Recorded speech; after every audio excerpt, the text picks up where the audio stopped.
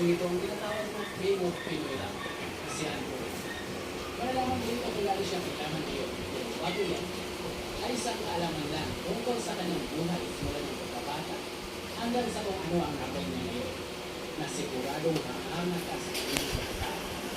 At alam mo kung bakit hindi ka na siyang itilin.